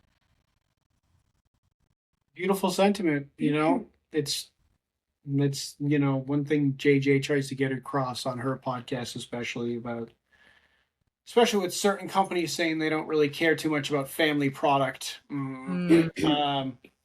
You know, I want to say the last time we were at Lucky Pro, right? There was a kid who they recognized, and it was her 13th birthday, I want to say, Yeah, and they said that she's been there for like 10 years or whatever. So it's always beautiful hearing stories like that. You know, Yeah. people. Um, Actually, as soon as she said that, immediately thought of that. yeah, I'm sure. There's just and I don't want to drop any other names, but there are plenty of other kids and families that we see at various shows all across New England on a regular basis. And it's always good to have that kind of camaraderie, like even in the crowd, right? Because you end up learning people. Like we can shout out other JJ, right? Other JJ, hot pocket master, right? Oh yeah. We love you, JJ. He knows that, right? Yeah. He said we had permission to. So. Yeah, he said we had permission. There you go. I just ran into him at RWA last weekend, so. Yeah, I'm sure, right? Yeah, I think I saw things on his story or something. I don't Yeah, know. he posted. He's always taking selfies with everybody every Yeah, I'm time. starting to do that now. It's like, all right, every single time. Yeah, you got your picture with the starstruck, right? Yeah, because I wanted to show you that I actually saw them and took a picture of them. Like I didn't believe you. You at the show. I would assume you'd see him. Yeah, I know. Just like I took a picture. I mean, to be fair, I took a picture with Jermaine and Aaron Yeah. just to show you. But also, they're cool dudes, so it works. But Yeah. yeah, no, it's always cool when you go to like, the same shows and you see either like the exact same person at the exact same company over and over again, or like the same two or three or four or five fans that are at every show, Yep. and you're in line. You're like, oh, I know this guy, right? Yeah. It's- There's a couple of them that we see at like, every other show. There's something to be said for the quote super fans that like will travel around and are like so dedicated to professional wrestling, and like if anything, like I mean, don't get me wrong, like, I do it for everyone that's watching the show, but like when I get the feedback from the people that have been to so many shows, that means just so much more because I know they know what they're talking about. Like if I entertain Right. them, I know I'm going to be entertaining everybody else because they have every right to be jaded. So, like anyone that like is so dedicated to professional wrestling that they're traveling around and going to all the shows, they're the standard to which I need to wrestle for. Right. No, I mean that makes total sense. There's always those same. They've been around the block and they've seen it so many times that it's just kind of like, hey man, you can't let them down. I guess. You Yeah. can't- they've seen this still story unfold 1,000 times. They've seen that. Maybe certain matchups or certain whatever, and it's like, all right, well, how do I keep it fresh? I know, like, I think I was just watching it on CVV. Yeah, I was just watching CVV with Danhausen, and Danhausen was talking about the idea of like, if you're traveling, it's easier, right? You can be like John Cena, hit the 5 moves of doom. But if you're seeing that exact same crowd over and over and over again, like you gotta switch it up. You Yeah. can't just hit the same 5 moves of doom, because after like a little while, you're gonna seem stale, right? It's just Yeah. not gonna work out. So obviously you have your signatures and your finishers and you have your favorite maneuvers and all the other jazz, but like you still gotta like there's gotta be different ways to get to that curve. So it's definitely and I guess one thing that could be beneficial is getting some new opponents, some like fresh blood in the building, because they might want to try Yeah. something else that you haven't done before, or like you said, if someone's more willing, like a Selena who's willing to try some new crazy shit, right? You might be like, all right, well, I was thinking of this crazy thing, and she's like, hell yeah, let's go. And it's like, all right, thank God, I don't want to do that same paint by numbers all over again, right? Exactly. So, whew. Yeah. All right, so it's been almost 2 hours. I feel like we hit Yeah. them all, right? Let the fans know where they can find you. All Plug your right. stuff. So you can find me on Instagram as Isana_baby. And Facebook is just Isana, which is spelled Isana. And then if you're looking for me this weekend, you can find me in Hartford. I will be Daisy Brooks is picking my poison apparently for since she stole my title last Cabaret Wrestle show. So, well, the one before the trans takeover. So we're gonna be doing some battle. I don't know who she's got lined up for me yet, but I'm sure it's gonna be good. And there's also gonna be Mike Skyros versus Marcus Mathers on that card. So if you're in Connecticut, do not miss it. That sounds like a good card then. Yeah. Any big bookings coming this summer or in the next couple of weeks or anything? Um, I I'm sure I'll be around at RWA, NCW. This summer we got the Kids Fest shows in Attleboro, which are always a great time. I have some ideas for that, so there might be some fun shenanigans to go on there. And then I know I'm going to be going out to Vanguard out in Connecticut, Pure Vanguard, out in June, so that'll be a fun one. I believe it's going to be a battle with Killer J. I'm not 100% positive yet though, because I was supposed to battle L Valentine, and then unfortunately that show got pulled. That was back in April, early April. So we'll see about that. You can also find me at like NRG in New Bedford. Hopefully I'll be back up to APW. And one of these days, I'm going to go knock on Chris Sullivan's door and be like, yo, bro, what happened? So maybe you'll see me at Lucky Pro one of these days, too. Who knows? Yeah, that sounds good to us. That sounds good to us. So thank you again for being on the show. And for anybody wondering, as of right now, I'm going to be honest. I'm not sure who our next person's going to be. Actually, no, I lied. I'm just kidding. I already know who our next person is going to be. It's going to be GK Durant. What am I Oh, talking? yes, GK! GK we already booked it with GK. So GK is going to be our next person, unless we get some kind of swerve and somebody else comes in sooner, right? That's happened before where I'm like, hey, I got this guy on Saturday, and then someone's like, can I do a Wednesday morning? And then poof, there it is, or Wednesday Yeah. night, or whatever, Thursday night. I've had a couple times where like the next person's gonna be this guy, and then somebody shows up on Friday night just before. Yeah. Like, all right, just kidding. It wasn't this guy. It was this guy. This guy's gonna be next week now. Poof, poof, poof. You're out. Yeah. So, yeah, we're gonna have GK Durant. Dude's been around a few places for sure. That guy's seen a lot of stuff. So, but yeah. That's my alarm. Oops. My alarm just went off. Not my alarm, my nightly reminder. So if anyone's wondering what that was just Google yapping at me. There you go. All right. Well, thank you so much for joining us again. And for everyone else, we'll see you next time.